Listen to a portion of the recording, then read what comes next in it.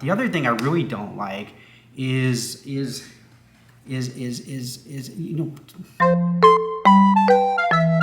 Wow. Hey everybody, this is Junior here at the RUNNERGY Runner's Desk. Welcome back. And today I am going to be talking about the New Balance 860. This has been a shoe that seems to be up for a lot of discussion and a lot of weird and funny information going around about it.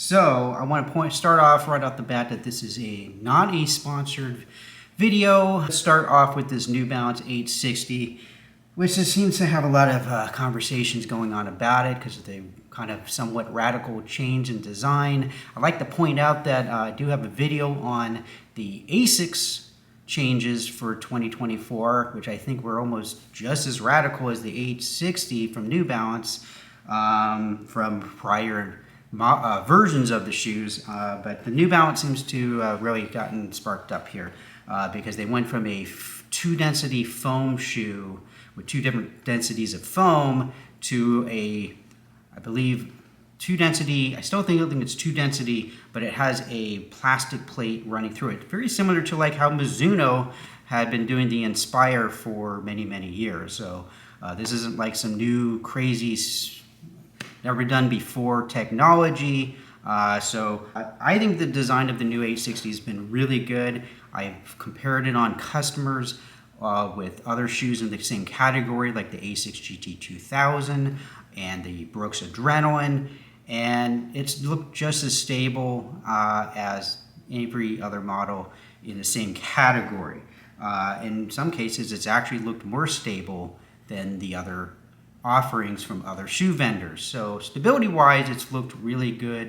860 is not a heavy-duty motion control shoe. It is a moderate stability, medial hosted shoe. A couple of the things that they have done on the new 860, again, like as I mentioned earlier, they did away with the just dual density foam, with the softer foam in the bulk of the shoe, with the firmer foam directly put on the art side of the shoe to kind of help minimize or be able to handle a successive pronation better over time, so that the shoe doesn't get tweaked over and look like this after 150 miles. What are they doing? They're doing that plastic piece that runs through the shoe, like I said, similar to like what Mizuno does on their Inspire, and they've really widened up the platform. You can see on this 880 that it kind of curves in here. It's much more broad and straight on the new 860 in here. Now, some people have been saying that the cushioning or the foam in the shoe is too soft.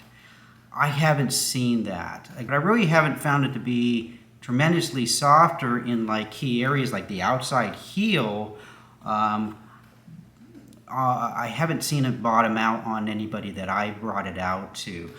Now, there are some New Balances that I have seen maybe a little bit too soft this go around. I would say the Vongo, I have seen some issues where that is a little bit soft, and the main shoe really is the new 1080. The 1080, not only is it quite soft, there's also a groove right on the side of the 1080. If you look at it, you'll see that. If I get a photo, I'll try to point it out in the photo, that the 1080 is right in this area. There's like a big kind of groove and it dips in. That has not been good for a lot of customers. I have to be really thoughtful when I bring that shoe out, and so it doesn't get somebody who really strikes their heel really harshly, because it does tend to like kink out. I haven't seen that in the new 860. Wide platform again has been really nice as far as like putting an insole or an orthotic in there, or if somebody has a little bit wider foot, their foot's not hanging over the side of the shoe. So it's been quite a really good fitting shoe. I do want to say thank you to everybody who's been subscribing. Numbers have gone up. We've actually doubled the number of subscribers since last year. So keep it going. If you like this content, you want to keep seeing it, obviously subscribe really helps the channel and encourages me to make some more of these videos, and like and share it to somebody else. Appreciate it. Thank you. Another thing on discussion here with the 860 seems to be the stack height. The thickness. So let me just go real quick what a stack height is. The stack height is the average thickness from the heel to the ball of the foot here. Don't count from here forward. That doesn't count. That's the toe spring in the front of the shoe. Some people have been saying that the New Balance is 38 millimeters in the rear of the shoe and 30 in the front.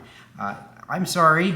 No, it's not. I actually spoke to my person I know that actually works at New Balance, and the 860 is actually, let me just pull up the numbers here so I don't get them wrong.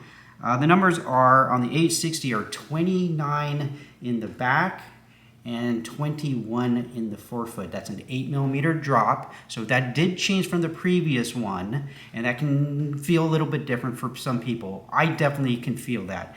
But yeah, it's 29, 31. The new 880 is 31 in the back and 23 in the front. They're both 8 millimeter. A lot of brands are going to 8 millimeter. New Balance, Asics has gone to a lot of shoes at an 8 millimeter. The new Nimbus, the GT2000 is really, I think the only one in the Asics lineup that's not, which is still a 10 millimeter, is the new the Kayanus. The Kayanus are still at 10. Yes, the 860, just for all those who want to know, is not a 38 millimeter stack height. It's not in the same thickness category than a Asics Nimbus or a Hoka Bandai. Hate to break it to you. That would be more like the New Balance's the Moore or the New Balance 840. Those really max cushioned, super high stack height. Which, by the way, the Moore is also another shoe like the 1080, where again, this go around I found is a little bit too soft, and it's just kind of mushy gushy everywhere. So anyway, I hope that kind of clears up some of the things on the New Balance 860. I think it's a really good update. It is kind of a bit of a change, but just like anything like that, yeah, you're going to lose some customers from before that really like the feel of that 860 previous version, but it's kind of not like where I feel like if you could wear the old 860, you can't wear the new 860. It's not quite like that. If you can wear the old one, you can probably functionally wear the new one. And if you wear the new one, you could probably wear the old one. There's maybe a very small percentage of people where, one might work and one might not. On its own, I think the new 860 version 14 is a nice update.